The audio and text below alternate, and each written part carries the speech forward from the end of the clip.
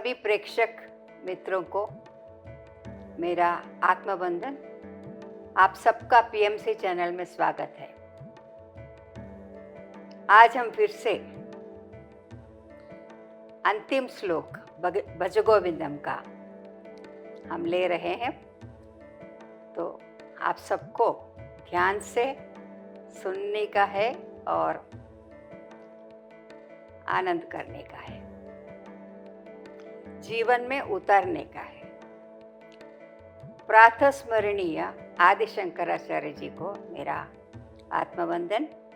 प्रातस्मरणीय ब्रह्मर्षि सुभाष पत्री जी को मेरा आत्मवंदन और आप सभी प्रेक्षक मित्रों को और सभी मास्टरों को मेरा आत्मवंदन। भजगोविंदम का ये अंतिम श्लोक आदि शंकराचार्य जी उपसंहार करते हुए हमारे जीवन में कैसे हम भीतर उतरे, कैसे हम वो सत्य को जान सके, इस मार्ग को बताते बताते फिर हमें कहते हैं कि ये सब आप अब तक जो सुने हैं वो सभी मुख्य बातों को अपना जीवन में उतार कर हमारा जीवन की उद्धार करें। तो थोड़ा सा हम श्लोक गाएंगे। अर्थमनर्थं भावय नित्यं नास्ति तथा सुख लेश सत्यं पुत्रादपि धनभाजा भीतिः सर्वत्रैषा विहिता रीतिः भज गोविन्दं भज गोविन्दं गोविन्दं भज मूढमते। प्राणायामं प्रत्याहारं नित्यानित्यविवेकविचारं जाप्य समेत समाधिविधानं कुर्वद्धानं महदवधानं भज गोविन्दं भज गोविन्दं गोविन्दं भज मूढमते। प्राणायाम प्रत्याहार। प्राणायाम से हमारा जो श्वास है उसे स्थिर करें। प्राणायाम से भीतर जाते हुए हमारे प्राणों को हम स्वास्थ्य में, ध्यान में हम उसे बहुरूपी नियमित करके करेंगे। और प्रत्याहारम, जो आहार हम पांचों इंद्रियों से हम भीतर लेते हैं, वो आहार कैसी होना चाहिए, उसमें भी नियंत्रित करना है। कौन सा आहार हमें लेना चाहिए, आँखों से क्या देखना चाहिए, कानों से क्या सुनना चाहिए और घ्राणेंद्रिय से क्या सूंघना चाहिए, स्पर्श से क्या स्पर्श करना चाहिए, ये सब हमें बता रहे हैं। क्या बोलना चाहिए, कैसे बोलना चाहिए, कैसे युक्त आहार, कैसे युक्त जीवन हम जी सकेंगे, योग्य जीवन, योग्य पदार्थ को हम किस तरह ले, ये बातों को विस्तार में हमें बताए हैं। और नित्य अनित्य विवेक विचार, क्या नित्य है क्या अनित्य है। नित्य केवल एक ही चीज़ है, वो हमारे सत्य, सत्य एक ही है जो तीनों कालों में मौजूद रहती है। वो काल और समय से परे है, वो परिवर्तनशील नहीं है, वो अपरिवर्तनशील है। और जो पूरा जगत है वो अनित्य है। अनित्य कैसे? क्योंकि वो निरंतर बदलती रहती है, बदलती रहती है। इस बदलती हुई है जगत में हर एक चीज़ हमारा शरीर को लेके भी वो अनित्य है, क्योंकि वो अनित्य शरीर को हम समझते हैं कि यही नित्य है, लेकिन ऐसा नहीं है, क्योंकि शरीर नित्य बदलती रहती है। जन्म मरण के चक्र में से आती जाती रहती है। ऐसा ये शरीर नित्य कैसे हो सकता है? इसीलिए वो अनित्य है, वो एक केवल सत्य है जो हमें हमेशा एक साक्षी भाव से हमें देखता रहता है। साक्षी उसकी ऊर्जा से वो ही प्रकाशित करता है। इस पूरा जगत को प्रकाशित करने वाला केवल एक ही है, वो निर्लेप है, अलिप्त है, वो केवल प्रकाशित करता है। प्रकाशित करना यानी हमें इस जगत में चैतन्यता जो दिखती है वो उसी सत्य की ओर से हमें मिलती है। सत्य के हिसाब से ये पूरा जगत जड़ प्रपंच है। ये जड़ प्रपंच जो प्रकाशित होता है, चैतन्यवंत होता है, केवल मात्र वह सत्य से। इस तरह की हमें विचार करना है। शंकराचार्य जी कहते हैं कि हमें इस पर निरंतर विचार करना है, क्या बदलती रहती है और क्या नहीं बदलती है। इस विचार के साथ हम ध्यान करेंगे, इस विचार में हम कॉन्टेम्पलेशन करेंगे, तो हमें धीरे धीरे पता लगता है कि जो कुछ भी है केवल मैं साक्षी मात्र हूँ। जैसे हमने वो दो पक्षी की बात कर रहे थे कि वो पक्षी जो ऊपर बैठी है वो साक्षी है, और जो पक्षी नीचे बैठी है वो जो अहंकार है, अहंकार यानी जीव भाव है ना, यानी आइडेंटिफिकेशन, तादात्म्य, वो जो शरीर के साथ सब जगत के साथ तादात्म्य करती है, वो भीतर बैठी है, और साक्षी भाव से देखने वाला वो ऊपर है। जब यह जीव समझ लेती है कि ये साक्षी और मैं एक ही हूँ, तब उस मुक्ति मिल जाती है और उसे पता लगता है कि क्या सत्य है। तो इस प्रकार के एक बहुत ही सुंदर विचार के साथ हमें शंकराचार्य जी इस ओर ले जाते हैं। जाप्य समेत समाधि विधानम। समाधि यानी सम्यक आधीन मीन्स ये सब कुछ हमें नियंत्रित करके, हमारी इंद्रियों को नियंत्रित करके जो उस समाधि में चले जाते हैं, जहाँ पे हम अवेयरनेस रहती है, लेकिन हमें हमारा इंद्रियों वहाँ पे निशब्द हो जाते हैं, उसे समाधि कहते हैं। और कुर्वद्दानम महदद्वानम, यानी ऐसे आप प्रयत्न करने का प्रयास करके इस भाव को कि मैं वो सत्य हूँ, समाधि अवस्था में मैं सिर्फ साक्षी हूँ, इस भाव के पकड़कर, और ये पूरा शरीर जो है अनित्य शरीर है, इसे छोड़कर हम उस भाव में बैठ जाएं। वो समाधि अवस्था, उसमें हमें कॉन्टेम्पलेशन करना है। लेकिन समाधि से बाहर आने के बाद हमें फिर भी वही भाव रहना चाहिए जो समाधि में हम महसूस करते हैं। समाधि के बाद भी वही भावना हमें आना चाहिए।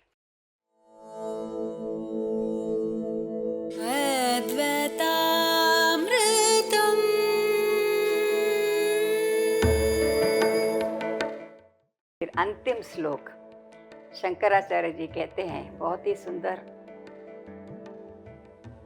श्लोक जो हमें शुभ कामनाएं देते हैं। आदि शंकराचार्य जी हम सबको, सभी साधकों को एक शुभ कामना देते हैं। कहते हैं,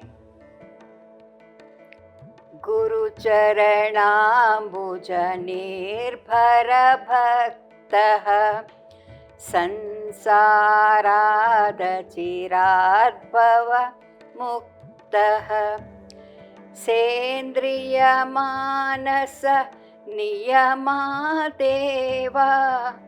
द्रक्ष्यसि निजहृदयस्थं देवं भज गोविन्दं भज गोविन्दं गोविन्दं भज मूढ़मते।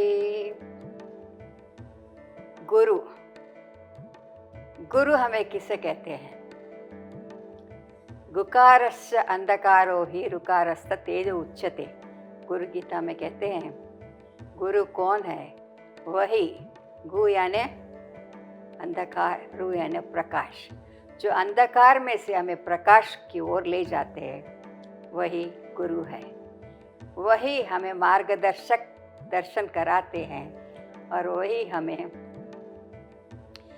हमें समझाते हैं कि सत्य क्या है। और ये जो सत्य है, जैसे हमने अभी तक देखा है कि गुरु कोई व्यक्ति रूप नहीं है, लेकिन हमारा खुद की श्वास ही हमारा गुरु है। कारण के इस श्वास के द्वारा हम भीतर के उस सत्य को जान सके।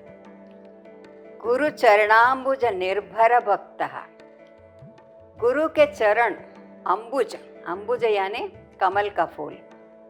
ये कमल का फूल से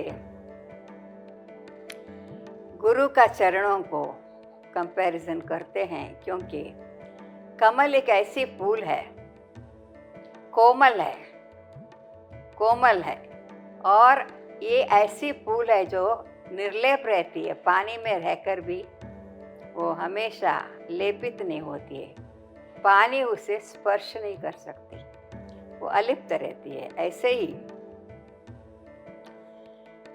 गुरु ऐसे व्यक्ति है जो निर्लेप रहता है और हमें भी सिखाते हैं कि हम इस संसार में रहकर भी कैसे निर्लेप रह सकते हैं। तो ये हमें गुरु के मार्ग से हमें पता लगता है कि ये अलिप्त होना, अलिप्त होने का मतलब यही है कि हम जो कुछ भी परिस्थिति जीवन में आए हैं, उस परिस्थिति को कैसे निभाना चाहिए, उस परिस्थिति में हमें कैसे व्यवहार करना चाहिए, और उस परिस्थिति को हमें हमारी मन की दशा को स्टेबल रखने के लिए सम्यक समता बुद्धि से, समत्वम योग उच्यते गीता ने कहा ना, इसी तरह समत्व से, समत्व बुद्धि से हम उस परिस्थिति को स्वीकार करें, स्वीकार करें।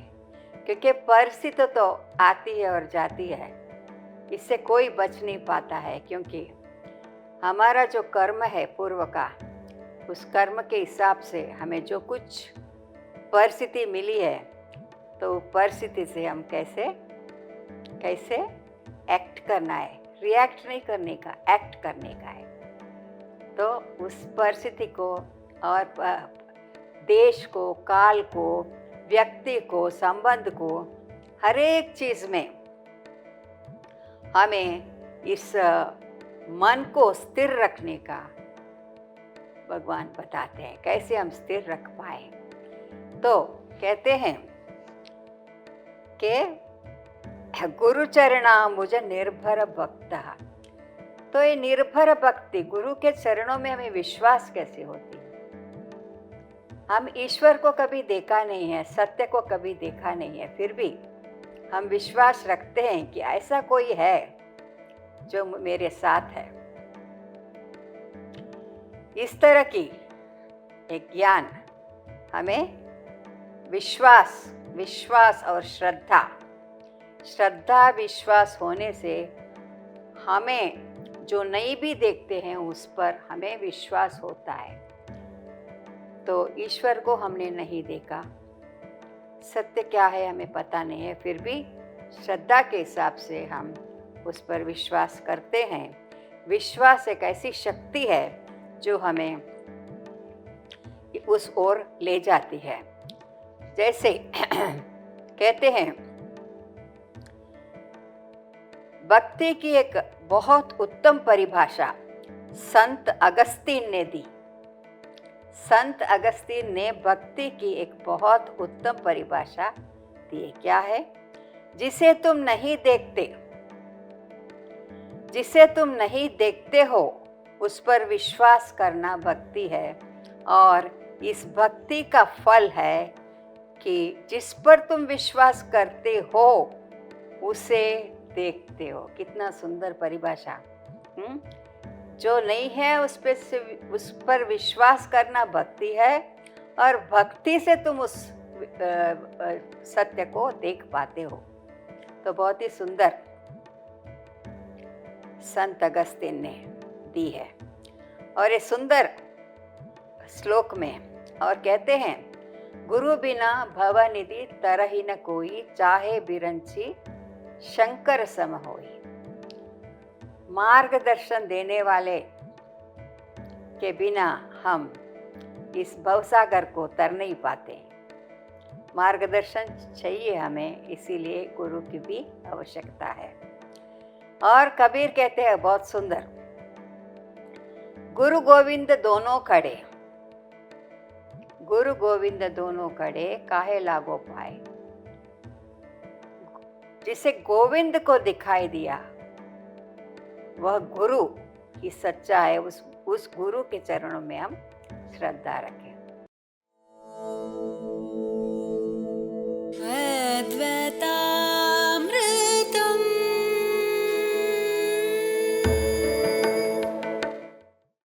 गोविंद को दिखाई दे, ऐसे संत कबीर का बहुत सुंदर एक श्लोक, एक दोहा हमें मदद करती है कि गुरु की महिमा क्या है। हाँ, इस प्रकार के बहुत ही सुंदर तरीके से हमें गुरु की बात करती है। इस श्लोक में कहते हैं, फिर कहते हैं, ऐसे गुरु को समर्पित हो जाए, समर्पित हो जाए और उस गुरु में विश्वास और श्रद्धा रखकर हमें जब हमारी सत्य क्या है वो हमें पता लगने से, हम कौन है, कहाँ से आए हैं, हमारे लक्ष्य क्या है, ऐसे ऐसे विचारों जो शंकराचार्य जी ने हमें पहले बताए थे, इस विचारों पे हम दीर्घ आलोचना करके हम जान सके कि सत्य क्या है।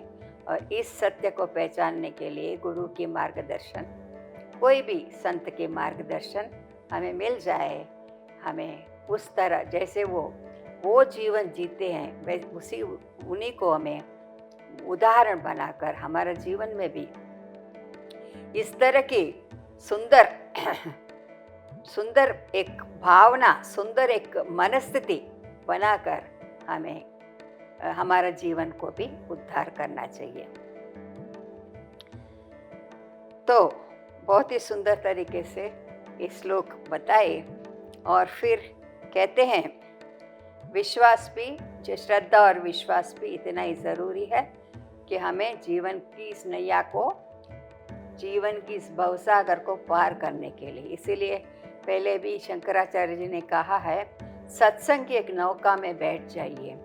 सत्संग की नौका यानी हमारे जैसे जो साधक है, हमारे जैसे जो विचार वाले हैं, उस नौका में बैठने से हम इस भवसागर को तर जाएंगे। तो इस प्रकार की अनेक प्रकार के सुंदर सुंदर भावना के साथ शंकराचार्य जी ने हमें समझाया। और फिर अभी आज अंतिम श्लोक है। अंतिम श्लोक में गुरु की महिमा बताकर शंकराचार्य जी हमें विनती करते हैं कि हम सब भी हमारे जीवन में इन श्लोकों को बार बार पढ़ के, बार बार सुन के हमारा जीवन में इस मूल्यों को उतारे और हमारा जीवन एक सुंदर बाट बनाए। तो इसी के साथ ये आज भज गोविंदम पूरा हो गया है। और आप सबको खूब खूब धन्यवाद। आपने बहुत प्यार से, बहुत ही पेशेंस से सुना है। और मैं सोचती हूँ, मैं इच्छती हूँ कि आप सब लोग अपना जीवन में उतारें। और देखते रहिए पीएमसी चैनल, और थोड़ा देर हम ध्यान करेंगे। सब लोग आंख बंद कीजिए, चश्मा उतार दीजिए, दोनों हाथ को जोड़ के रखिए और पाँवों को भी जोड़ के रखिए और जहाँ भी बैठे हो आराम से, कोई भी तनाव नहीं और पूरा शरीर को एकदम रिलैक्स कर दीजिए और कोई सोच नहीं, कोई विचार नहीं, बस केवल श्वास के ऊपर ध्यान रखेंगे और भीतर जाती हुई श्वास और बाहर आती हुई श्वास को हम देखते देखते भीतर उतरेंगे और वो अनंत आनंद को पाएंगे जो हमारे भीतर है। सब लोग ध्यान के लिए तैयार हो जाइए।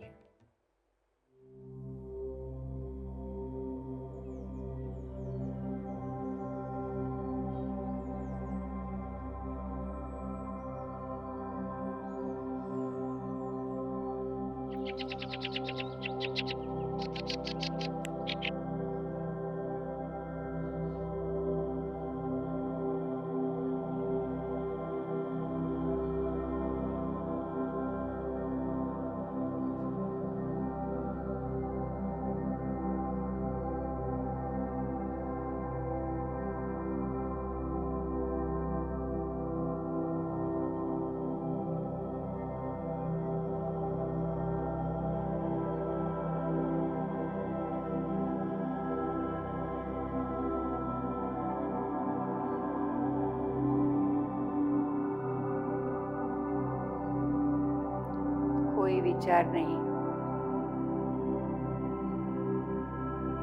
जो भी विचार मन में चल रही है केवल देखना है, साक्षी भाव से देखना है। थोड़ा समय के लिए हम सब कुछ भूलकर ध्यान में बैठेंगे, भीतर जाएंगे अनंत आनंद की उस महासागर में मिल जाएंगे।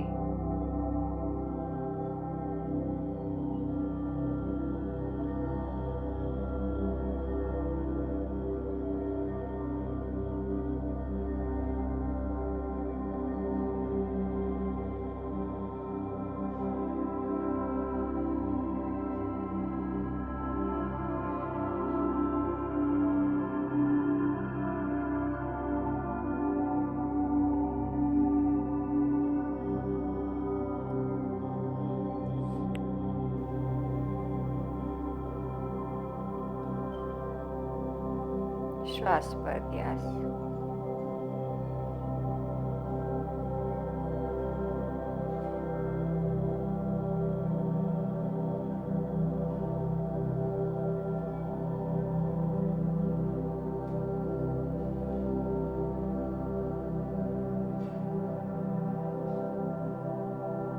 श्वास ही हमारा मित्र है, श्वास ही हमारा शत्रु। मन ही हमारा मित्र है, मन ही हमारा शत्रु। हमें मन से पार जाना है।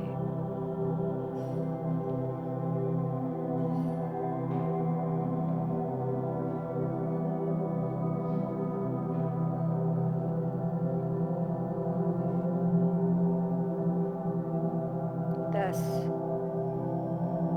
9, 8, 7, 6, 5, 4, 3,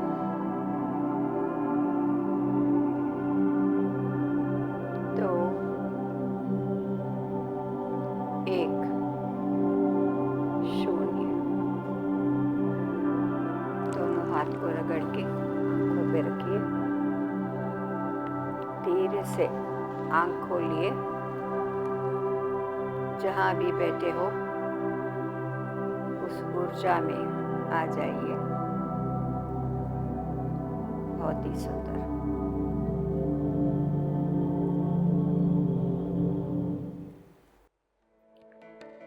आशा करती हूँ कि सभी को भज गोविंदम अच्छा लगा और सभी को मैं प्रार्थना करती हूँ कि इस तरह की अमूल्य वचनों को लेकर अपना जीवन में उतारिए और अपना आध्यात्मिक यात्रा जो है वो आगे बढ़ाते रहिए। और यूं ही सभी को मेरा खूब खूब